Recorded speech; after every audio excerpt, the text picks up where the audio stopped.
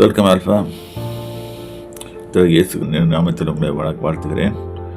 இப்பொழுது உபாகம புத்தகத்தை எடுத்து வாசித்து கொண்டு வருகிறோம். இப்போ இது அருவருப்பானது, கர்த்தருக்கு அருவருப்பானது சிலது எது என்பவைகள் என்னை பார்த்தோம். மந்திரவாதி, சன்னதக்காரன், மாயவத்திக்காரன், செத்தவர் இடத்துல குறிக்க கேட்கிறவன், உங்களுக்குள்ள இருக்க வேண்டாம்னு சொல்லி இருக்கிறார். இதுபடி நம்ம வாழ்ந்தோம்னா நம்மளுக்கு நன்மையாகும். அப்புறம் கர்த்தர் நம்மளை உத்தமனாக இருக்கவும் சொல்லியிருக்கிறாரு.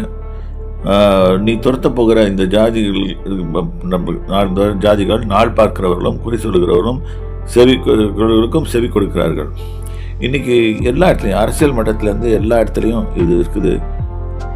இது ஜோதிடர்னு சொல்லிட்டு ஈவன் வைக்கிறாங்க. நம்ம கேர்ஃபுல்லாக இருக்கணும். கர்த்தர் புத்தகத்தை எழுதி கொடுத்துருக்கிறாரு, தன்னுடைய வாக்கியத்தை எழுதி கொடுத்துருக்கிறாரு. அதன்படி நடந்தாலே போதும். நீ அப்படி செய்வதற்கு உன் தேவனாகிய கர்த்தர் உத்தரவு கொடார், நாம் செய்வதற்கு உத்தரவு கொடுக்க மாட்டார். கர்த்தர் இன்னொரு வசனத்தை சொல்கிறாரு. தேவனாகிய கர்த்தர் என்னை போல ஒரு தீர்க்கதரிசியை உனக்காக உங்கள் நடுவே, உன் சகோதரத்தின் நடுவே இருந்து எழும்ப பண்ணுவார், அவருக்கு செவி கொடுப்பீர்களா. இது ஆக்சுவலாக அது இயேசு கிறிஸ்துவை குறிக்குது. ஏன்னா இயேசு கிறிஸ்து பல பேருக்கு அடையாளமாக இருக்கிறாரு. ஒன்று ஆதாம், ரெண்டாவது ஆதாம் என்று சொல்லப்படுவார்கள். அவர் மோசையோட இதில் கூட இருக்கிறாரு. அதனால் மோசைக்கு நீங்கள் கொடுத்து அவர் என்று போடப்பட்டிருக்கோம்.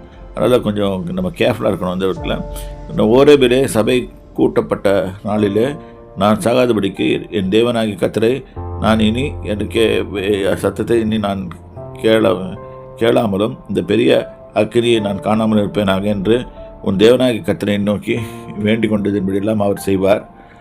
அப்பொழுது கர்த்தர் என்னை நோக்கி, அவர்கள் சொன்னது சரியே, உன்னை போல ஒரு தீர்க்கதரிசி அவர்களுக்காக சகோதரர்களிலிருந்து எழுப்பு பண்ணி என் வார்த்தைகளை குறித்து அவர் வாயிலுவை அருளுவேன். நான் அவர்களுக்கு கற்பிப்பதெல்லாம் அவர்களுக்கு சொல்லுவார்.